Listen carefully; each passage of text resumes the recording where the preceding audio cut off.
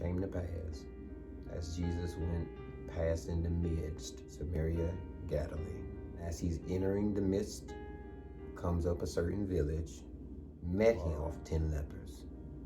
And when they saw him, he said unto them, Go show yourselves to the priest. They lifted up their voices and said, Have mercy on us. And when they had went, they were cleansed. One of them, when he saw, turned back, and even louder than what the expression was to heal him, he says, Thank you. And Jesus says, Were there not 10? Where are the 9? Where are the 9? They use few words because they knew that words had power. So he tells them, Go cleanse, but they're already in water, suspended in the air. That didn't clean them. And so he's identifying in what they're living in is a suspended freedom. And so water is going to set them free. But the water is suspended in the air. And still, they don't get freedom. Freedom is not tied to the thing that you do to get the allowance from God. Freedom is where you can suspend yourself from hanging at I need it being attached to anything other than the God who's able to suspend it. We're both talking to the same person, but we identify with them differently. To you, he may be Jesus. To me, he's master. And which one are you a bondsman or a slave to? Are you a free man or are you a subject to? If you know him personally, he may be Jesus. If you know him just publicly, he may be master. And so they call him, and all 10 of them get the healing and then get to the priest. Listen to me. He tells them, Go to the priest, show yourselves. But only one person catches it. And they start walking, but one person on the journey gets it. And when you can identify with the Lord is my shepherd, that there is nothing else that I could ever want because everything that I need is found in him. And so he's following the crowd through the midst, gets the healing, and it's like, wait a second. I've been going to the priest and I've not been set free. So when I need to show myself to the priest, it's the priest that set me free.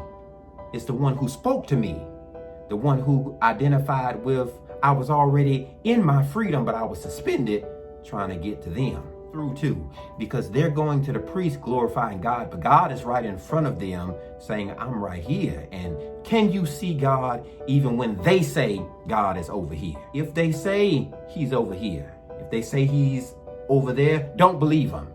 Because where he's going to be at, everybody together will see him. They all saw him, but only one person sees him. He's a leper. All of them are. They have deficiency that's eating at their body. They move, but they're walking through water trying to get to the church. I got to tell you, sometimes you have to identify with knowing God in a personal relationship at home. God, I need a healing, and I know it's not tied to any building. I need help, and I know it's not tied to any office. I need you to come in and be right here with me, and I know it's not tied to anybody helping me to you. And you have to connect to where 2 or 3 gather, touch, and agree. It says God would be in the midst. In the midst. In the midst. And so when you can connect back to the Son, that the Son sets you free, is free indeed. Anybody who believes shall receive. That where I would bind here, God would bind there. That if I ask, I receive. If I believe, I can seek and find. I can knock and it will be open. That God stands in the midst. Jesus says, go to the priest. Everybody leaves except for one. And he's a Samaritan. And he says, I don't need to go nowhere. He's born on the outside. And it's enough to be born on the outside and you can't get in, but now you have something wrong with your skin where you're double X'd out. Where you're not missed, you're missed and fold. You like the worst of the worst. You not only black, you black and ugly. You are consumed in everything people don't like, and where you won't succeed. Where your mama wasn't, you don't even know your daddy. You have no chance. And he's like, ain't no way I could go to the church. That's why I'm right here in the midst. I'm in a place where people can see me but ignore me. They can walk right past me and pretend like I don't exist, that I don't live here. So everybody else can run off and get to the church because they're accepted. Because they come from Galilee. But I come from Samaria. I couldn't even go in there clean anyway, because I'm still an outcast. So I have nowhere else to go.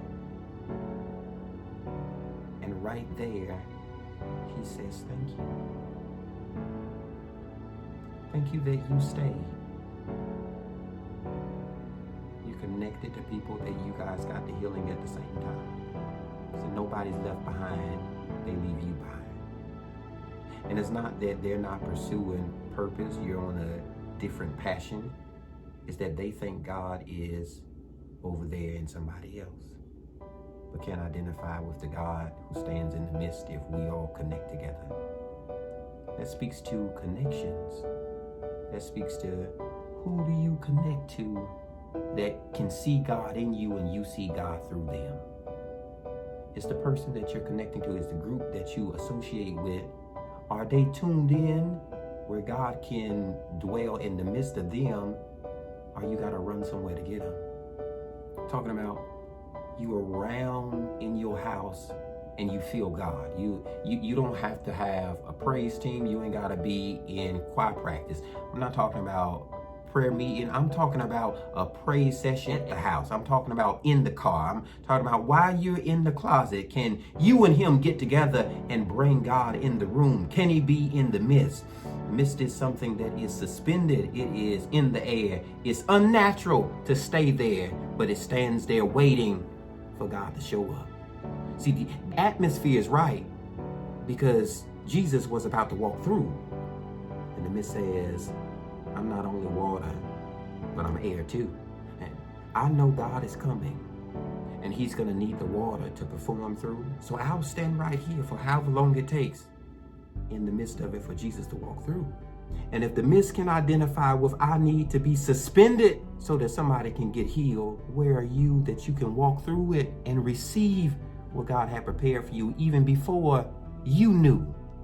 They're walking in it and receive the freedom from the water that's always been there. But somebody had to connect to that I believe God to be the priest who can baptize without a pool. I believe God to be the man who can make anybody whole again. See, you have to connect to the one who would sow you, who would seed you, who would form you, mold you, make you, who says, I see you as clay. And in order to get the breakthrough today, you have to be wet. You got to be malleable. You have to be bendable. You have to be pottery, where I can mold you as clay in my hands. And anybody that does not get moisture as clay, they harden up and break along on the way. So he says to them, you're not only healed, but I'm making you whole. There's a difference between healing and wholeness. There's a lot of people walking around healed but broken. Healed but they're toxic. They're healed. They seem on the outside like they have nothing wrong. They're healed, but they're not whole. Where you can say, God, I don't need it cosmetic. I don't even want to look like I just don't have leprosy, a deficiency in my skin. that's on the outside. I've been hiding in the presence of God since the beginning. I know him. So when he shows up, I don't run from him. I run to him. But I need to be made whole on the inside. I need to be whole on the inside. Whole in a place where can't nobody else feel it. I feel no need to run nowhere, to be around nobody, be supported by nobody. I need to be whole on the inside. And he's like, have mercy on me. Jesus says, were there not 10? Are you the only one? Are you the only one that would give God glory? A stranger. The man is like, ain't nothing strange about me meeting God. It's strange that you'd see somebody from Samaria who was a leper meet God with Jesus. And so it don't matter what the relationship they depict that you need to have, is that you know you have it. So it don't need to be explained. You ain't got to catch up with them. You don't have to be in the priest's face with them, as long as you can connect to him in the midst. He says, I'll step into the water and make you well. I'll step into where they would give up on you and say, I'll perform through. I'll make you. I'll mission you. I'll mold you. I'll take the clay, put moisture on it today. And I'll make you well, whole, where you would be depleted, left behind, left in what seeming was the dust, the fog, the smog of life. People give up. Leave you there. You ain't gonna never go nowhere. You can never achieve it. You always be down, always be destitute. He says, I need you to walk through. I need you to come through the midst of it. You see, they had to doubt you the way that they did, so that when you saw God, you could say that he did it. You had to walk through the midst. You had to be right in the center. You have to be right in the center of what I came from and what they would lead me to. That I came from poverty. This ain't new to me. I came from a place of doubt. This ain't new to me. I came from a place where the enemy would run rampant in my past, in my projection, in everything that I would hope and dream. I had to come through the midst of it. Come through the midst of all that doubt. All that what my family didn't, my mama wasn't, what my daddy couldn't achieve. I had to come through the midst of it. You come through the midst of it and you come out, and everybody that was connected to you, who didn't believe in you, who didn't support you, who didn't clap for you, people show up and don't cheer for you, and Jesus stands on the other end. Where are the nine who said you'd never be fine? Where are the nine that said you'd never achieve, never succeed, that the God you believe in was make-believe? Where are the nine?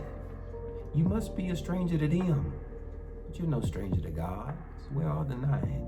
I don't know where the nine are. So they must be on their way. But I tell you, your faith has made you whole today. Be ready and be available to step out beyond them. God has not called you to blend in. No matter how many of them seem to connect to you, he says, I need you to come through. Come through the midst of it and be shunned out. Come through the midst of it and be excommunicated. Come through the midst of it and lose friends. Come through the midst of it and be blocked, be restricted. Come through the midst of it and be shut all the way out. But you're coming through the midst.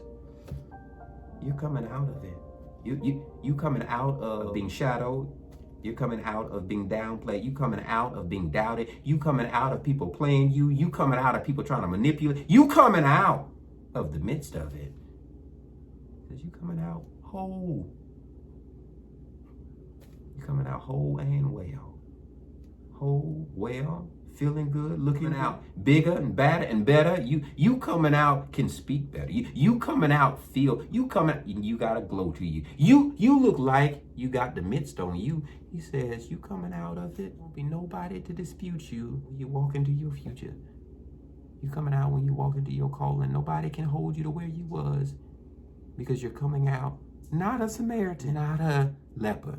You're coming out because your faith has made you whole. You're coming out well.